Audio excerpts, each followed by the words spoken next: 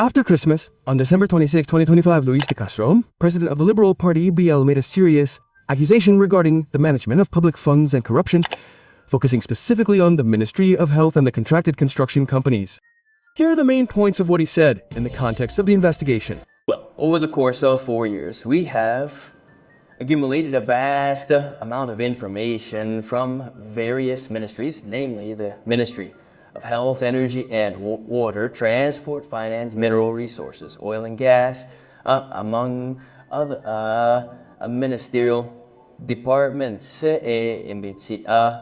which show how these sectors have been used to drain public money to involve certain companies.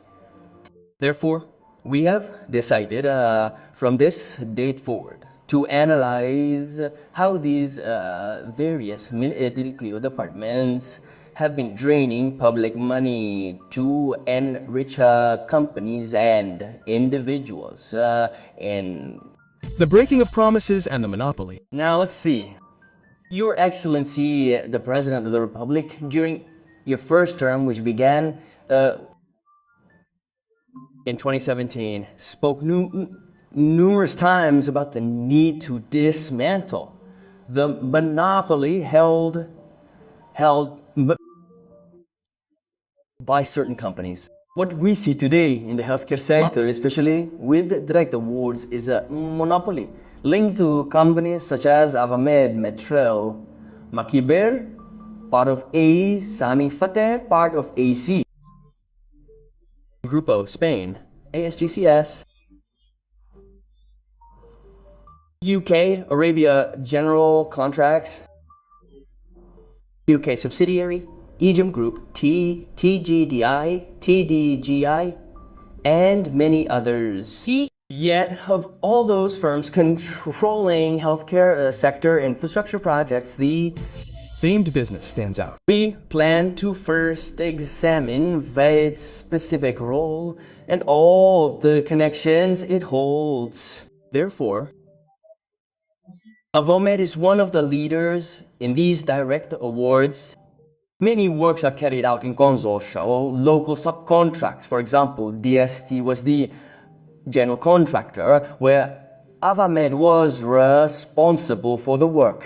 Beyond the physical works, there are also sectors focused on equipment, financing, and infrastructure operation, including international companies that support the contracts, the Governo of health units, works and the values involved in building, as is the case, for example, the projects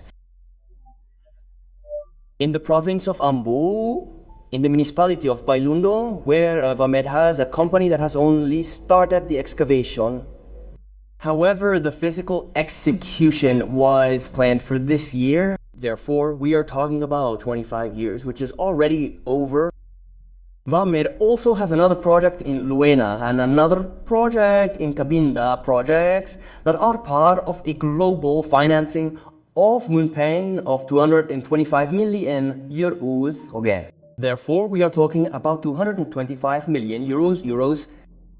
However, Vamed has not executed these works. In Luanda, for example, Viana and Kakwaku have contracts where Vamed owns the work, but the BOD, the Portuguese company DST, is the main contractor. Regarding Vamed, this company, Avamed, still holds presidential projects, that is, projects that were assigned by the Presidency of the Republic as general hospitals, with a total budget of 271.8 million euros for Bailundo Ambo, Bucuzal Cabinda, Uteo, Lunda Norte, and Dundo Bando. Therefore, all these hospitals that we have just mentioned, which are under Vamed's responsibility, have not even been built yet. These are projects that are budgeted or have a total budget of 271.8 million euros. Millions of euros. And that project, by the authority of the presidency, of the Republic was awarded to the company Vampirti Pardeinfai. It should be noted that these hospitals have never even been built. There are excavations at the sites. However, it has never gone beyond that. There are other works under the responsibility of Avamed in the province of Benguela, municipality of Carumbela. Therefore, this work is in the province of Benguela, municipality of Catumbela. There is also the rustic building, Pianacuetajismian. The rustic building was sealed off, and excavations began. However, the work didn't go beyond that. This work, that is, these 271.8 million euros allocated to the company Vamed, is the subject of political accusations, and it's whispered that it has protection from someone in the presidency of the Republic, and we're going to find out who in the presidency of the Republic is involved with the company Vamed. It has financing from Standard, therefore Standard a bank, please. Spanish. These works are suspended due to a dispute over contractual costs. That is, there is a dispute over these works, over this financing of 271.8 million euros between the company Vamed and the company Metro. Therefore, today and in this episode, we decided to only talk about the company Vamed. It's worth saying that the Ministry of Health has been, therefore, the vehicle for draining money to make the newly rich, linked to the presidency of the Republic, linked to these companies, VMT, D, Metrel, TDGI, and others, AAD, and others. Therefore, we will denounce this series of shady deals that are made and have the presidency of the Republic as their gateway. Next steps. We will then do other episodes where we will bring to light the budgets of the Metrel company, which is another giant linked to Shaw Atisanta in the Ministry of Health. The denunciation presented by Luís de Castro exposing an alleged scheme of millions of euros involving Vamed and the Ministry of Health goes beyond mere political criticism. It provides sufficient material evidence for the immediate opening of a parliamentary inquiry. It is imperative that the opposition formalize this request in the National Assembly, regardless of the outcome of the vote. We know that parliamentary arithmetic favors the ruling party, making the approval of a CPI unlikely.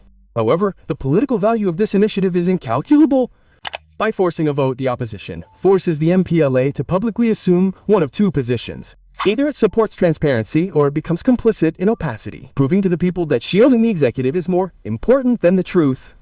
The refusal to investigate would be a tacit admission that the government is not available for scrutiny.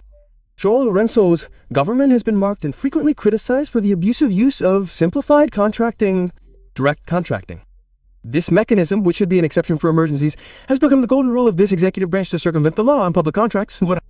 Direct contracting, without tender, and without clear competition criteria, is historically and globally the preferred gateway for corruption and the favoring of elites.